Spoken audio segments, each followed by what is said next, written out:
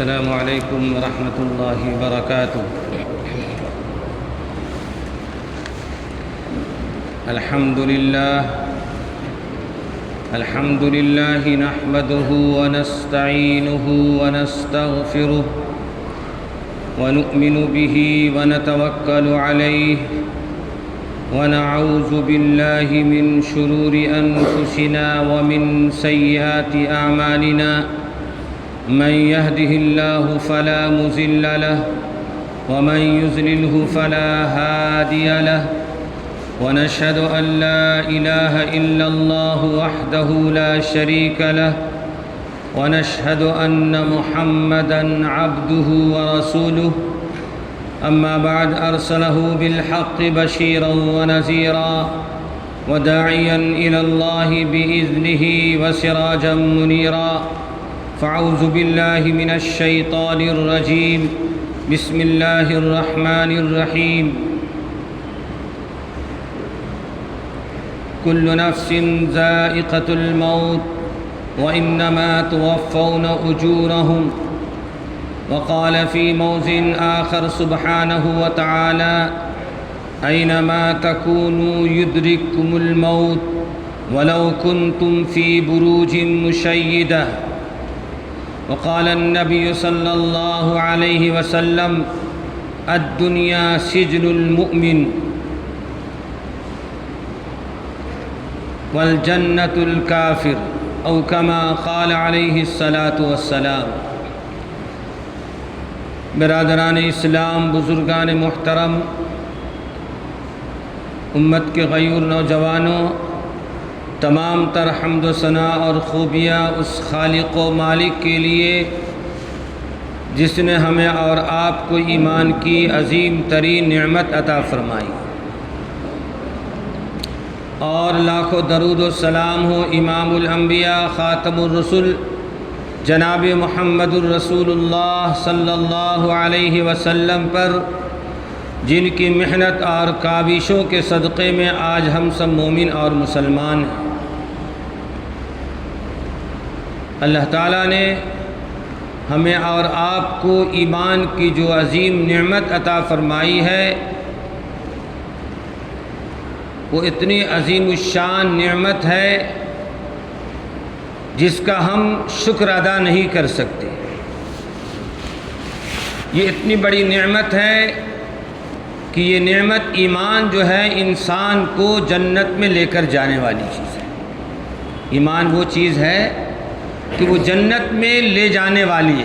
یوں کہہ لیجئے کہ جنت کا جو ویزا ہے، داخلہ جو شرط پر موقوف ہے، وہ شرط ہے اشہد ان لا الہ الا اللہ و اشہد ان محمد رسول اللہ۔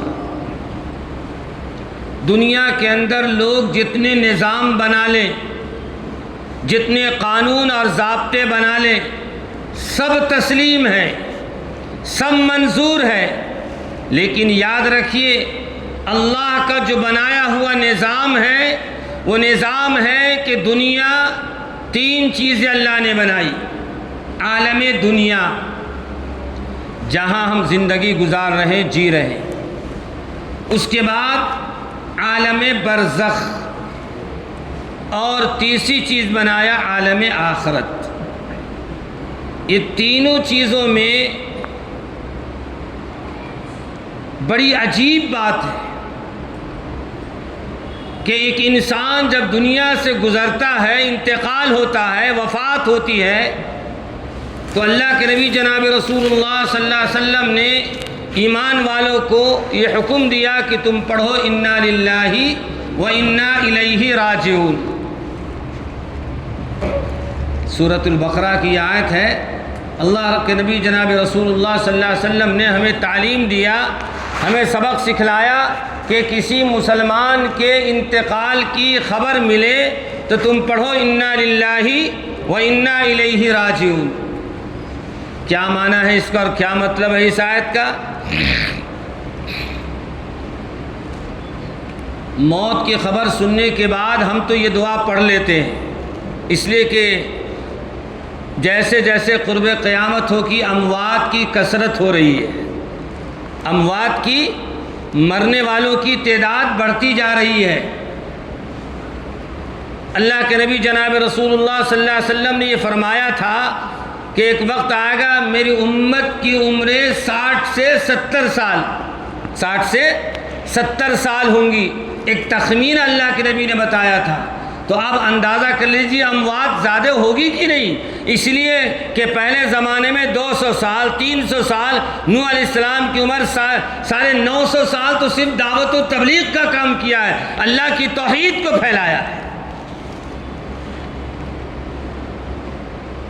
تو یہ دعا جو ہم پڑھتے ہیں انا للہ و انا الیہ راجعون،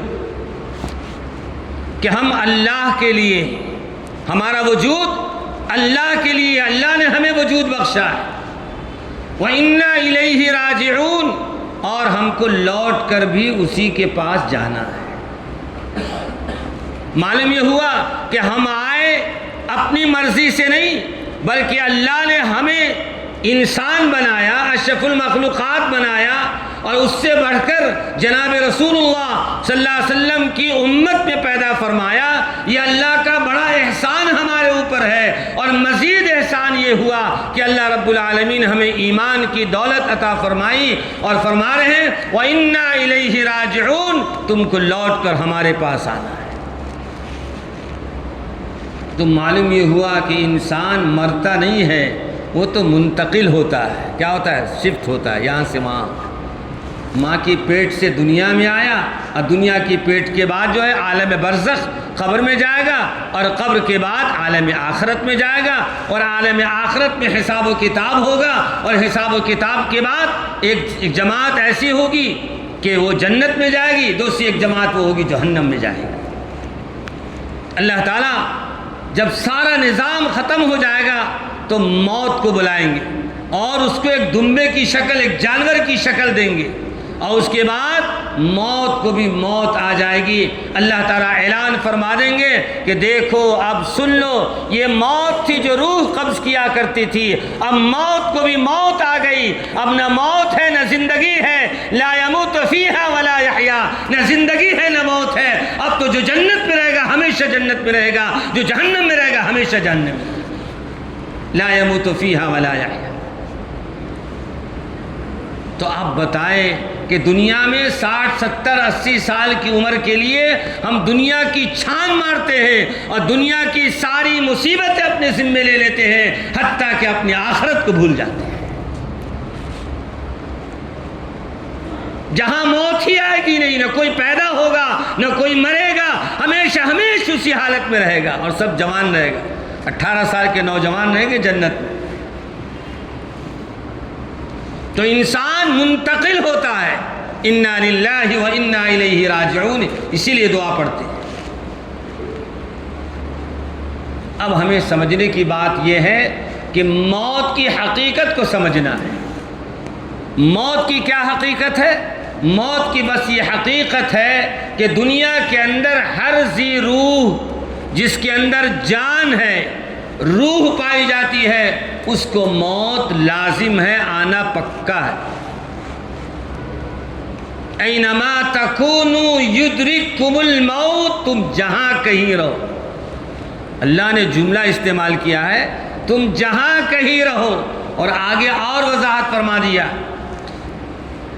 وَإِن كُنْتُمْ بُرُوجٍ مُشَيَّدَةٍ، اگر تم مضبوط قلعے میں بند ہو جاؤ گے تو موت کا فرشتہ تم کو وہاں پہنچ کر تمہاری روح کو کھینچ لے گا۔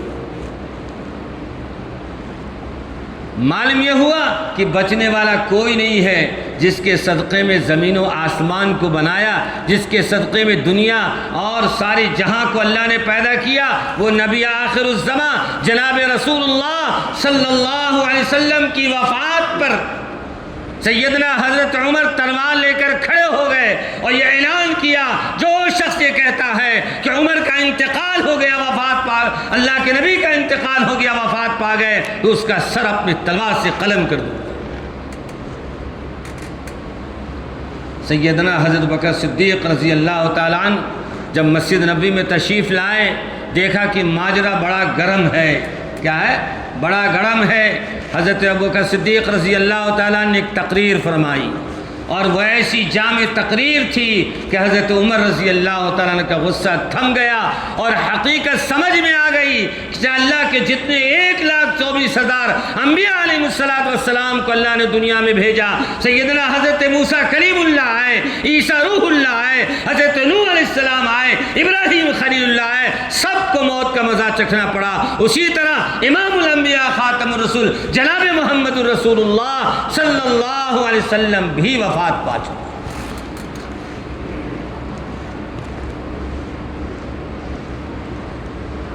شریعت کا یہ مسئلہ الگ ہے کہ انبیاء علیہ السلام اپنی قبروں میں زندہ ہیں، انبیاء علیہ السلام اپنی قبروں میں زندہ ہیں۔ حدیث پاک میں آیا جو شخص وہاں قریب میں رہ کر رسول پاک صلی اللہ علیہ وسلم کے روضے کے سامنے جا کر سلام پڑھتا ہے اور سلام کرتا ہے تو اللہ کے نبی جواب دیتے، اور جو شخص اپنے دیار سے، اپنے مکان سے، اپنے علاقے سے دور سے سلام کرتا ہے تو اللہ تعالیٰ نے فرشتوں کو یہ ڈیوٹی دیا ہے، یہ ذمہ داری دیا ہے کہ اس شخص کا نام جو اللہ کے نبی پر سلام کر رہا ہے اس کے باپ کا نام لے کر اس کا سلام وہاں پہنچاتے ہیں فرشتے۔ تو موت کی حقیقت سمجھ میں آ گئی۔ کل نفس ذائقۃ الموت، ہر ذی روح کو، ہر جاندار کو موت کا مزہ چکھنا ہے، اس سے کوئی بری نہیں ہے، بچ نہیں سکتا ہے۔ وَإِنَّمَا تُوَفَّوْنَ أُجُورَهُمْ يَوْمَ الْقِيَامَةِ، اور یہ موت کیوں آئے گی اور کیوں آتی ہے؟ اس لیے کہ قیامت کے دن ہم پورا تم کو دنیا میں کیے ہوئے اعمال کا اجر عطا فرمائیں۔ فمن زحزح عن النار وادخل الجنة فقد فاز۔ اللہ نے اتنا کھلے الفاظ میں بتا دیا، اس کے باوجود اگر ہماری سمجھ میں بات نہیں آتی ہے اور پھر بھی ہم آخرت کو بھولے ہوئے ہیں، موت کو بھولے ہوئے ہیں، تو ہماری اپنی بدقسمتی کی بات ہے۔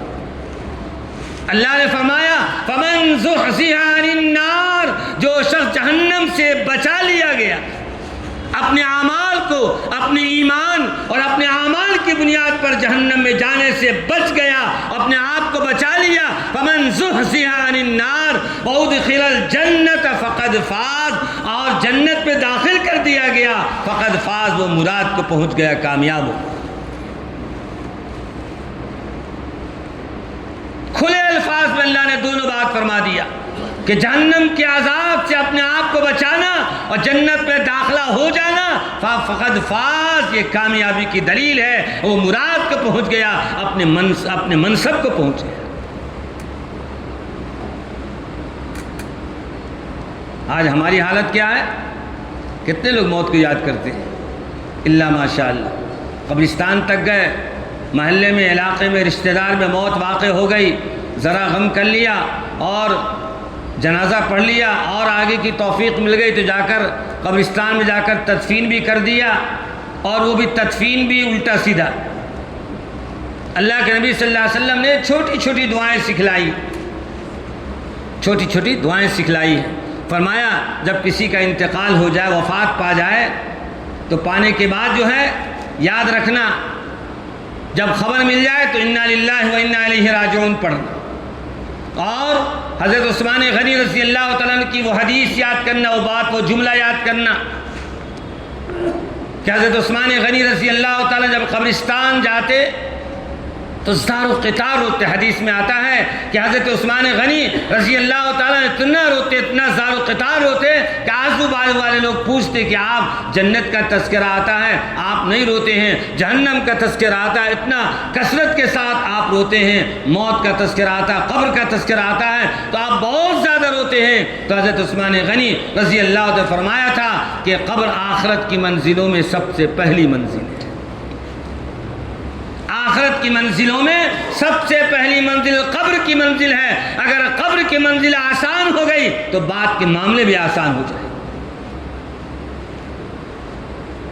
تو ہر ممکن کوشش کرنا، اپنے اعمال کو درست کرنا ہے، جو بھی کام کرنا ہے کوشش کرنا ہے، صحیح کرنا ہے کہ وہ اعمال سنت کے مطابق۔ جب مردے کو قبر میں اتارتے ہیں تو اللہ کے نبی نے دعا سکھلائی، بسم اللہ وعلی ملت رسول اللہ، کیا فرمایا؟ بسم اللہ وعلی ملت رسول اللہ. اللہ کے نبی نے جو دعا سکھلائی اسے چھوڑ دیا. جو دل میں آ رہا پڑھ رہا ہے, کوئی کلمہ پڑھ رہا ہے, کچھ پڑھ رہے ہیں, کچھ پڑھ رہے ہیں. ہمارے اعمال معتبر اس وقت ہوں گے جب اعمال رسول پاک صلی اللہ علیہ وسلم کے طریقے پر ہوں. جب اس اعمال کے اندر جدت پیدا ہوگی, اس اعمال کے اندر قوت پیدا ہوگی, وہ اعمال قبولیت کا درجہ رکھے گا اگر وہ اعمال رسول پاک صلی اللہ علیہ وسلم کے طریقے کے مطابق ہو. بسم اللہ وعلی ملت رسول اللہ, اللہ کے نام سے رسول پاک صلی اللہ علیہ وسلم کے طریقے پر ہم اپنے مردے کو قبر میں اتار رہے ہیں. اس کے بعد مٹی وغیرہ جب دینے کا مسئلہ آتا ہے تو کل کا ڈھیلا پڑھتے ہیں. کیا پڑھتے ہیں؟ اتنا بیان کے باوجود جو ہے سدھرنے والی نہیں یہ قوم. قرآن پاک کی آیت ہے, اللہ کے نبی جناب رسول اللہ صلی اللہ علیہ وسلم نے فرمایا جب اب تم اپنے مردوں کو زمین میں رکھ دو اور جب مٹی ڈالو تو پہلے پڑھو منہا خلقناکم. ایک بار مٹی لو اور پڑھو. بہت سارے حضرات تو ایسا مٹی اٹھاتے ہیں, لو جیسا احسان کر رہے ہیں. یہ کیا احسان ہے؟ اب تو نیکی کمانے گئے بھائی. جنازہ پڑھ لیا تو پھر نصف آدھی نیکی, اور مٹی ڈال دیا تو آدھی نیکی, دونوں ملا کر ایک نیکی ملے گی. جیسے جمعہ پڑھ لیا, جمعہ کی نماز کے لیے آئے تو جمعہ پڑھ لیا, خطبہ سن لیا, آدھی نیکی. جمعہ کی نماز 2 رکعت پڑھ لیا, آدھی نیکی. اگر کوئی جمعہ کی نماز خالی پڑھ لے اور عربی خطبہ نہ سنے تو آدھی نیکی لے کر گیا. کیا لے کر گیا؟ آدھی نیکی لے کر گیا. اسی طرح کسی نے جنازے کی نماز پڑھ لیا اور مٹی جا کر نہیں دیا تو اسے آدھی نیکی ملے. تو مٹی دینا ہم مردے پر یا رشتہ داروں پر احسان نہیں کر رہے ہیں, یہ تو اپنی نیکی کی وجہ سے گئے ہیں. طالب بن کر جانا, نیکی حاصل کرنے کے لیے جانا, اس نیت کے ساتھ جانا, تو مٹی کا ڈلا اٹھاتے لو ڈال دو. یہ کیا احسان ہے؟ اس وقت بھی سوچے کہ موت کے لیے آئے ہیں, قبر میں اتارنے کے لیے آئے ہیں. کم سے کم پوری زندگی نہ جانے کیسی گزری ہے, ابھی کم سے کم سنت پر عمل ہو جائے. اللہ کے نبی نے فرمایا دونوں ہاتھ سے مٹی اٹھاؤ اور ایک بار ڈالو, کہو منہا خلقناکم, پھر دوبارہ اٹھاؤ وفیہا نعیدکم, پھر تیسری بار مٹی اٹھاؤ اور ڈالو ومنہا نخرجکم تارۃ اخری. کتنی پیاری دعا سکھلائی.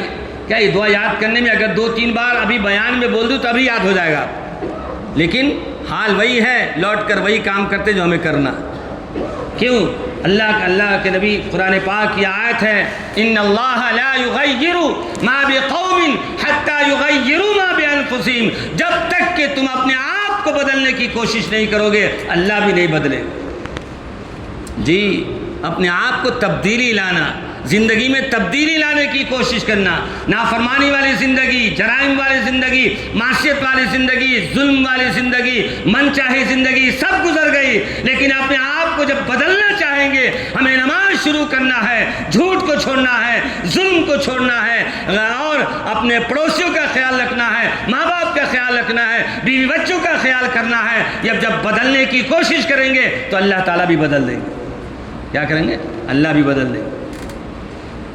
آج سے نیت کر لیجئے, کسی کے لیے بھی جب ہم قبرستان جاتے ہیں مٹی دینے کا وقت آئے تو آدھا 50% آدمی تو وہیں دورے سے کھڑا تھا, دعا مانگیں گے. وہاں دعا کے لیے آپ نہیں گئے ہیں, وہاں تو مٹی دینے کے لیے گئے ہیں. 1 گھنٹہ دعا مانگیے, وہ آپ مٹی دینے کی نیکی آپ کو ملنے والی نہیں ہے.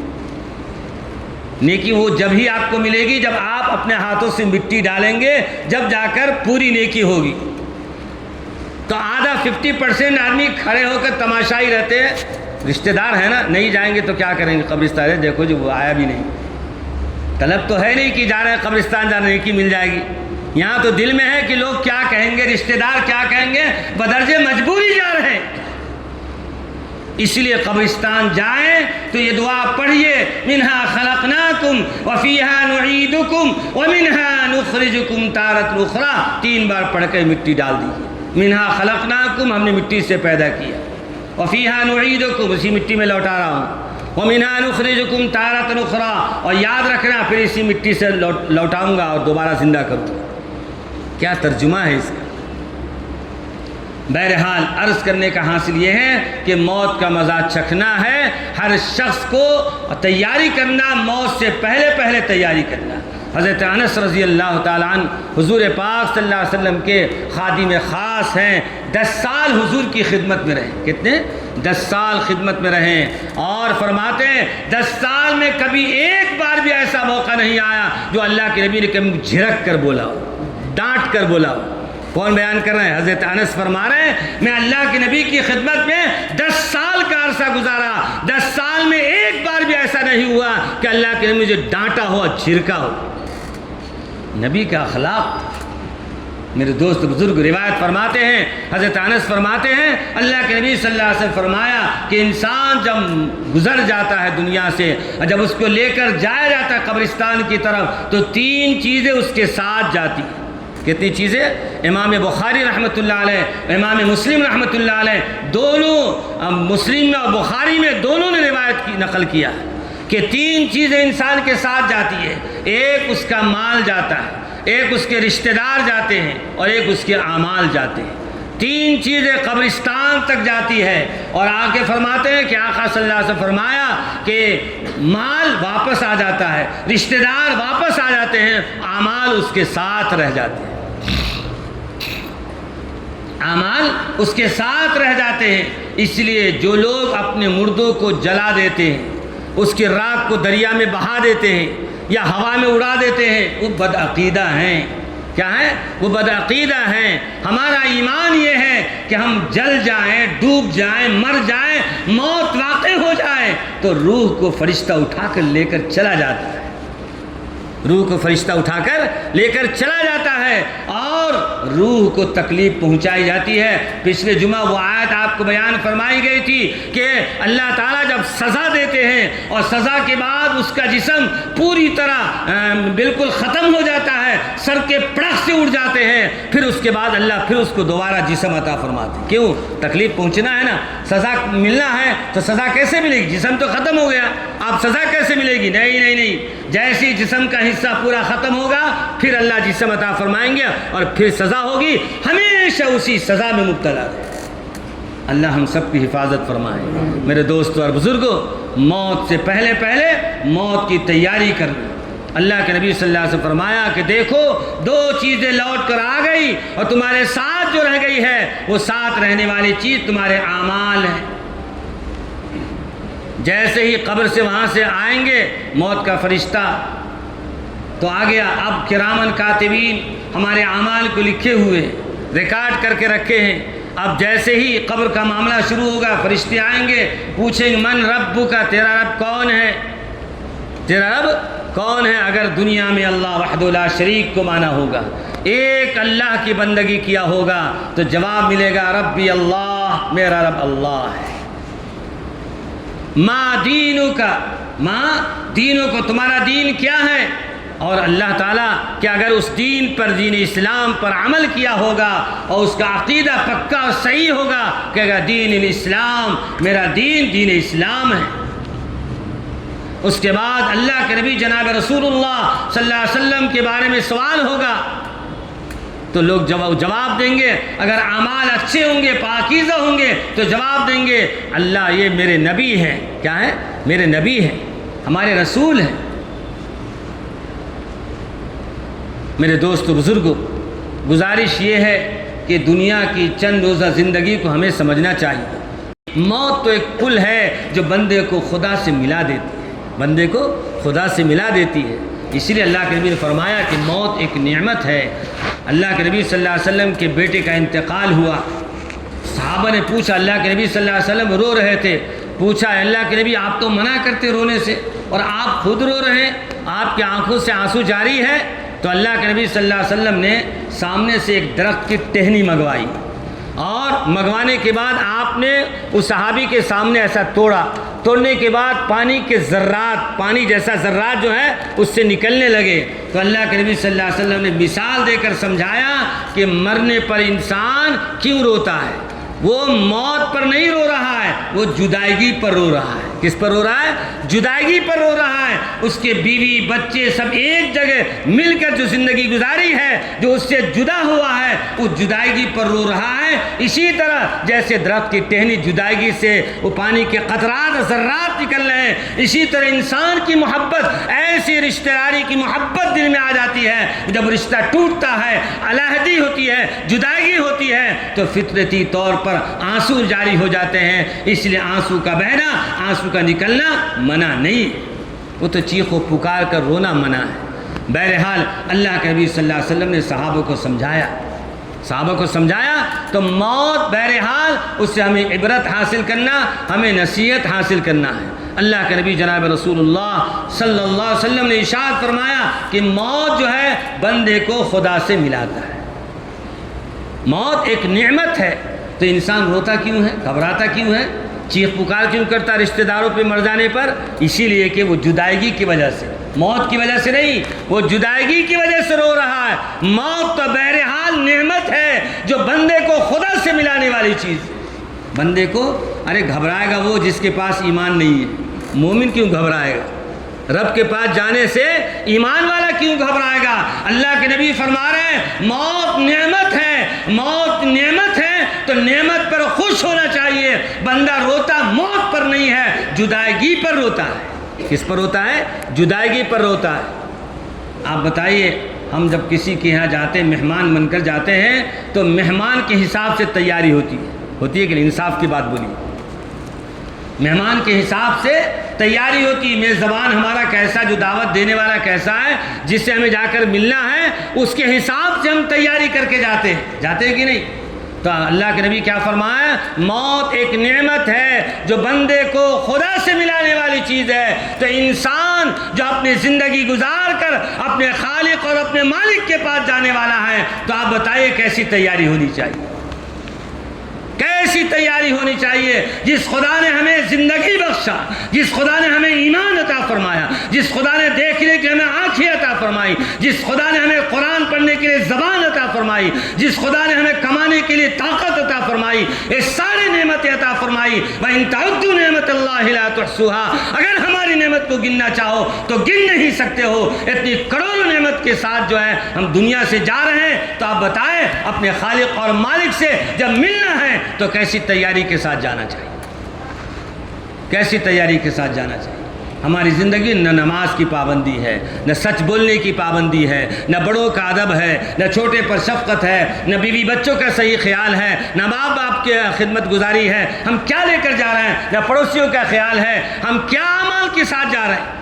اپنے خالق اور مالک سے ملاقات کرنا ہے اور سامنے جانا ہے، تو کیا تیاری کے ساتھ جا رہے ہیں؟ اسی تیاری کے لیے بار بار یہ دعوت دی جاتی ہے کہ سب سے پہلا کام یہ ہے اللہ کی اطاعت کرنا، اللہ کی فرما برداری کرنا. اطیعوا اللہ و اطیعوا الرسول، اللہ کی اطاعت کرنا، رسول اللہ کی اطاعت.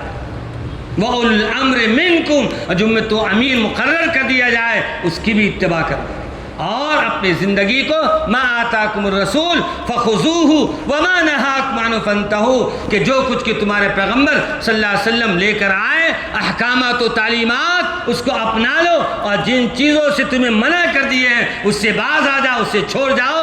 بس امت سے یہی چاہا جا رہا ہے. دو ہی چیز کا سوال ہے، دو ہی چیز کا سوال یہ ہے، ایک اللہ کی اطاعت کرنا، رسول پاک صلی اللہ علیہ وسلم کی تعلیمات کے مطابق اپنی زندگی گزارنا. انشاءاللہ ثم انشاءاللہ موت جب آ جائے، موت تو ایسی چیز ہے ایمان والے کو اپنے اعمال کے حساب سے ہر وقت تیار رہنا چاہیے.